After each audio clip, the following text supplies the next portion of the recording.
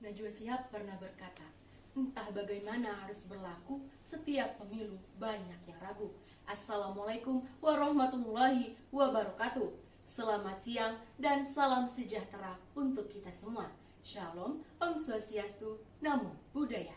Perkenalkan, kami dari IAIN Syekh Abdurrahman Siddiq Bangka Belitung. Saya Windy Ferdiasari selaku pembicara pertama, bersama rekan saya Adi Saputra selaku pembicara kedua dan Nurwinda Sari selaku pembicara ketiga.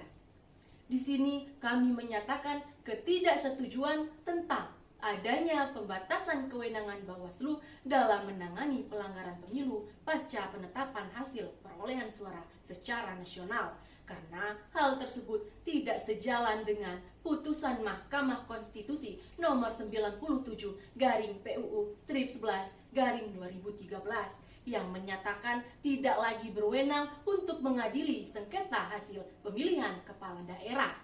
Karena secara eliminatif pasal 24C Undang-Undang Dasar 1945 hanya memberikan kewenangan untuk menangani perkara pemilu saja, tidak termasuk pemilihan kepala daerah. Idealnya, Bawaslu lah yang dapat membantu peran Mahkamah Konstitusi. Seperti yang disampaikan oleh rekan saya, bahwasannya kami menolak terhadap pembatasan kewenangan Bawaslu dalam penanganan pelanggaran administrasi pemilu pasca penetapan hasil perolehan suara secara nasional. Perselisihan hasil pemilihan yang menjadi kewenangan Mahkamah Konstitusi adalah pemilihan DPR, MPR, DPD, Presiden dan Wakil Presiden, serta DPRD. Namun, hanya saja sejak diberlakukannya Undang-Undang Nomor 12 Tahun 2008 tentang perubahan kedua Undang-Undang Nomor 32 Tahun 2004 tentang pemerintahan daerah, Mahkamah Konstitusi juga diberikan kewenangan untuk menyelesaikan sengketa perselisihan hasil pemilihan kepala daerah. Namun, hanya bertahan selama lebih kurang 5 tahun. Maka dari itu kami menggagas Bawaslu sebagai lembaga yang berwenang untuk menyelesaikan sengketa pemilihan kepala daerah. Hal ini diperkuat dengan ketentuan pasal 95 Undang-Undang Nomor 7 Tahun 2017 tentang Pemilu yang menyatakan bahwa Bawaslu berwenang untuk memeriksa, mengkaji, dan memutuskan pelanggaran administrasi pemilu. Adanya kemungkinan Bawaslu untuk bertransformasi menjadi pengadilan pemilu atau election court. Tren yang menjadikan Bawaslu sebagai lembaga yang dapat menyelesaikan sengketa pemilu dapat pula menjadi celah untuk menjadikan Bawaslu sebagai lembaga pertama yang dapat menyelesaikan sengketa pemilihan kepala daerah. Dalam pasal 157 ayat 1 Undang-Undang Nomor 8 Tahun 2015 menyatakan bahwa yang berhak menyelesaikan sengketa pemilu adalah Badan Peradilan Khusus. Namun, Badan Peradilan Khusus yang dimaksud belum diatur. Kedepan, kita dapat memaksimalkan peran Bawaslu dalam sisi penegakan hukumnya.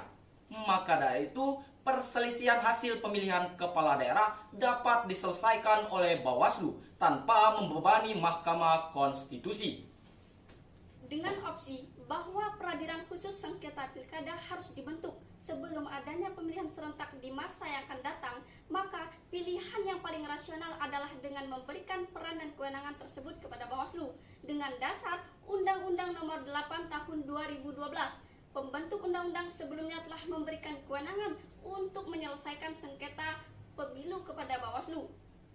Adapun gagasan untuk menjadikan Bawaslu sebagai lembaga peradilan khusus yang berwenang untuk mengadili sengketa hasil pemilihan kepala daerah bukan merupakan hal yang mustahil. Dengan itu, kami mengusulkan Bawaslu sebagai lembaga yang menangani sengketa hasil pemilihan kepala daerah.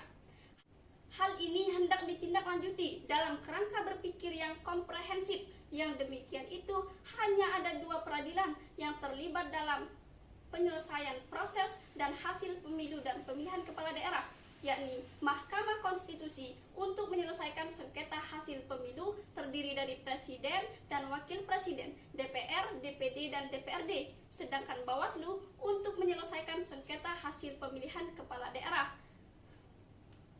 Maka dari itu, sekali lagi kami tegaskan ketidaksetujuan adanya pembatasan kewenangan Bawaslu dalam penanganan pelanggaran pasca penetapan perolehan hasil suara secara nasional. Sekian, terima kasih. Salam Konstitusi.